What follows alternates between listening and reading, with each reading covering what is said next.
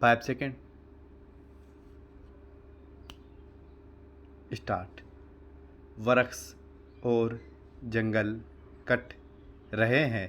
यह ग्रामीण जीवन के करीब वक्त गुजार चुके किसी भी व्यक्ति का दुख हो सकता है कि गांव में एक समय में जो दर्जन भर अमराइयाँ थी वे देखते देखते कट गई।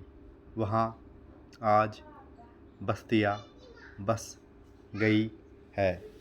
यह हमारी आज की आधुनिक जीवन पद्धति का नमूना है। जब हम गांव कस्बे में रहते थे तो वृक्षों से प्रेम करते थे, उनके महत्व को समझते थे, अमरैया सजाते थे। आम, जामुन और अन्य फलदार वृक्ष किसी मायावी चमत्कार से नहीं उगते थे। निसंदेह हमारे पुरखों ने इन्हें बड़े जतन से लगाया होगा। उन्हें मालूम था कि आने वाली पीढ़ी के लिए यह अपरिहार्य है।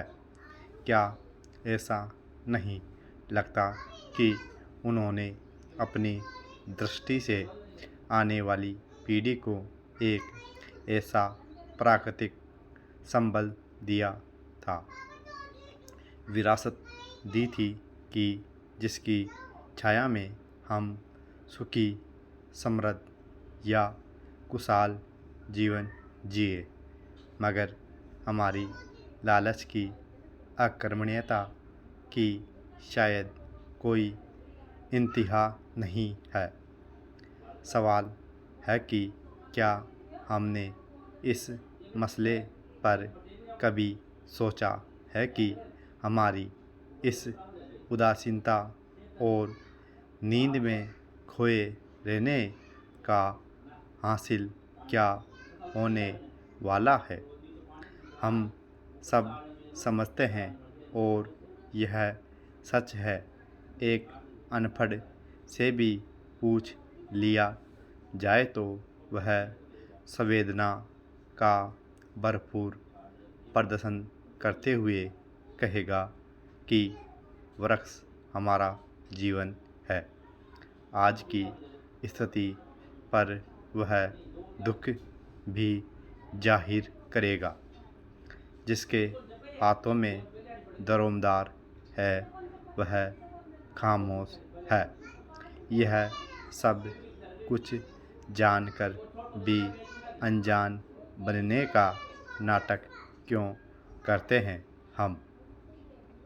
इस मसले पर हमारे बीच कोई गंभीर विमर्श और कुछ ज़मीनी स्तर पर सक्रिय गतिविधियाँ क्यों नहीं दिखाई देती।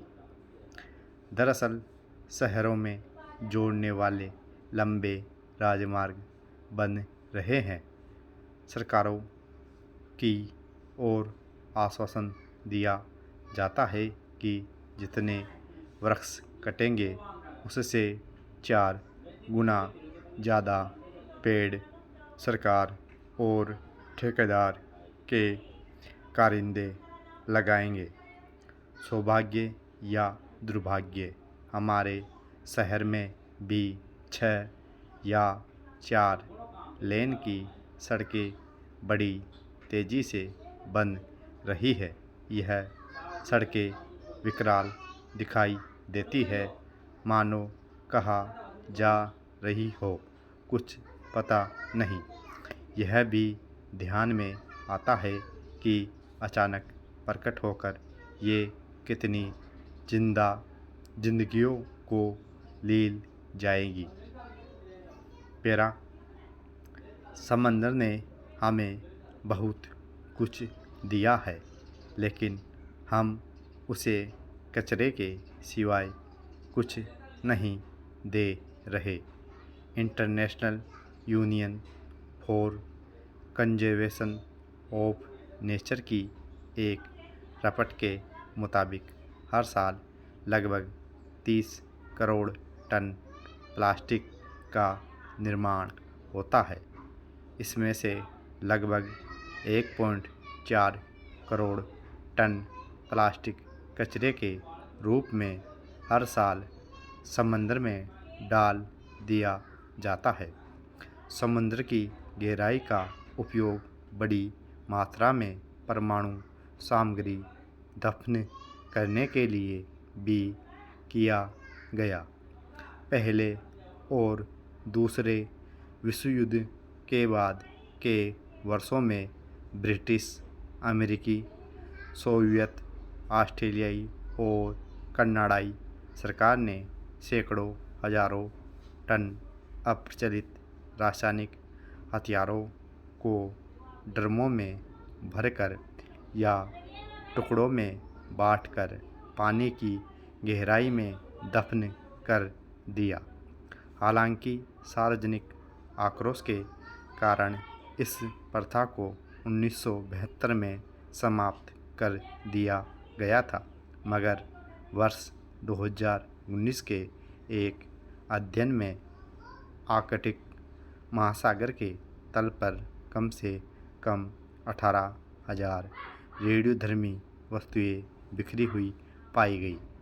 उनमें से एक सोवियत संघ द्वारा फेंकी गई थी। जब ये वस्तुएं अपना जहर पानी में छोड़ना शुरू कर देगी तब क्या होगा? कई पर्यावरणविदों ने इस स्थिति को समुद्र तल पर धीमी गति से चल रहा चेरनोबिल कहा है।